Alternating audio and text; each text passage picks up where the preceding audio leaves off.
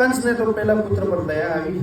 એણે કીધું કે આ તો મારો કાળ નથી, આના પર ખોટો હું અત્યાચાર કરું, મારો મામું, હું આનો ભાણી, આ મારો ભાણિયો ને હું એનો મામું થાઉં, મારે આને તો મારવું ના જોઈએ. પેલા 7 છોકરા પર તો કઈ દયા આવી જોઈએ, એ તો નિર્દોષ છે. 8મો આવશે એ મારો કાળ છે, એને તો મારીશ, એને તો નિશ્ચિત મારીશ. તો નારદજી મૂંઝાય છે. એમ કહેતા મૂંઝાય છે કે આ 7 બાળક મારી નાખી કે છે, હું કહીશ તો પ્રેરણા કરવાથી મને બાળ હત્યાનું પાપ લાગશે. તો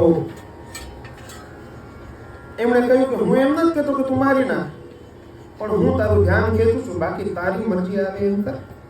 નારદજીને કઈ પાપ કર્મમાં ફસાવું થોડું છે. એ જો કહી દેશે કે ભાઈ પેલા 7 ને મારી નાખતો, એ નહીં ફસાય. આ ફસામણીના રસ્તા બંધ કરવાનું કામ ઋષિ મુનિઓનું છે, અને એ જ ફસામણીમાં ફસાય તો શું મતલબ? એણે પહેલો પુત્રને માર્યો. નારદજીની બીજી એક ભાવના એમાં એમ છે કે એક પુત્ર થાય, એ મોટો થાય તો લાલન પાલનમાં 3-4 વર્ષ તો નીકળી જાય, 5 વર્ષ તો જવાના, એના પછી બીજો પુત્ર થાય, પછી ત્રીજો પુત્ર જાય. તો આમાં તો ભગવાનને આવતા જ વાર લાગી જાય, અને અમને અમારાથી તો રહેવાતું નથી. અરે 8મે વર્ષે જ ભગવાન આવી જાય તો બહુ થયું. 7મે 6ઠે પહેલા હજી પહેલા આવે એટલી વાંધો નથી, ભગવાનની લીલા થાય એટલે અમને આનંદ પડે. આમ 6 પુત્રોને મારી નાખ્યા, બંદી બનાવીને રાખ્યા છે. આ એક એક પુત્ર દિવ્ય સંપદાથી યુક્ત છે. આ ભગવાને સ્થાપેલા છે. વિચાર કરો, તમને જેલમાં પૂર્યા હોય, તમારા હાથમાં કડીઓ બાંધી હોય, તમે દૂર દૂર હો, તમને સંસાર કરવાની ઈચ્છા થાય? 8 પુત્ર વિચાર કરો. અરે તમને સાંકળી બાંધી હોય, જેલનું વાતાવરણ હોય, અરે જરા કોઈ આમ ગાદી હોય, અત્ર પધરાવેલા હોય, તમારું સ્વાસ્થ્ય બરાબર હોય તો તમને ઈચ્છા થાય કે હાલો રતિ ક્રીડા કરીએ, પુત્ર ઉત્પન્ન કરીએ. અરે જેલમાં કોઈથી કોઈને થતી હશે? ભલે ત્રાસમાં આપે, જ્યાં પાણીમાં આપીને આપે, જ્યાં ભોજનમાં આપીને આપે, ત્યાં આગળ તમને ક્યાંથી ઈચ્છા? આ બધી દિવ્ય શક્તિથી ઉત્પન્ન પુત્રો છે. 6 પુત્રો ગયા. 7મ પુત્ર જ્યારે ગર્ભ રહ્યો ત્યારે તેમાં શેષાવતાર ભગવાન રામ નામથી બલરામજીનો તે ગર્ભમાં ગર્ભ આવ્યો છે. હજી તો નામ નથી પડ્યું. કંસને થયું કે આ દેવકીનો 7મ ગર્ભ.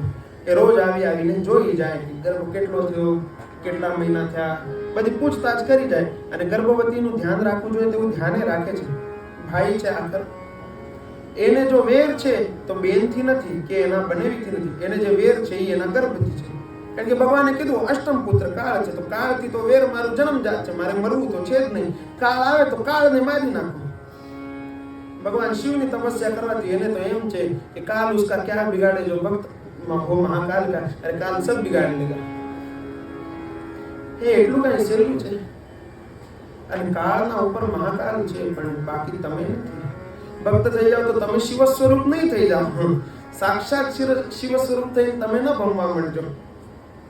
એ મહાકાલ છે, તમે મહાકાલ નથી. તમારા પર કાળનો પ્રભાવ છે. તમે શરીર પોતાને માનતા હો ત્યાં સુધી તો તમારી મૃત્યુ આવવાની.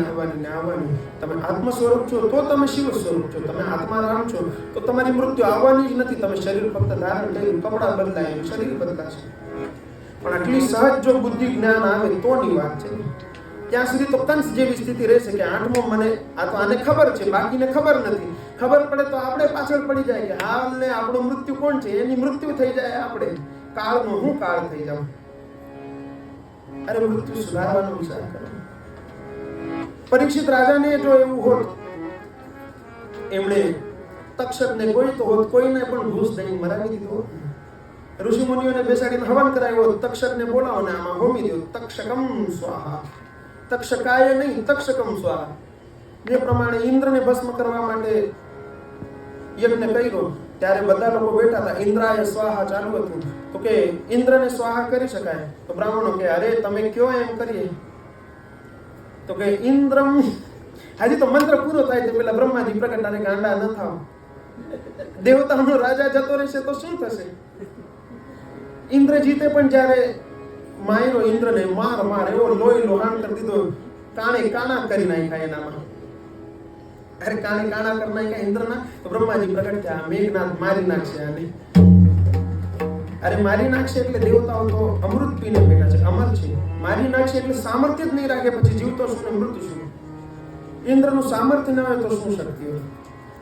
એટલે એને વરદાન દીધું, ભાઈ તું વરદાન લઈને હાલતો થા, તને નામ દઉં ઇન્દ્રજીત. ઇન્દ્રને જીતતો હતો, ઇન્દ્રને મારવા વાળો ન થાય.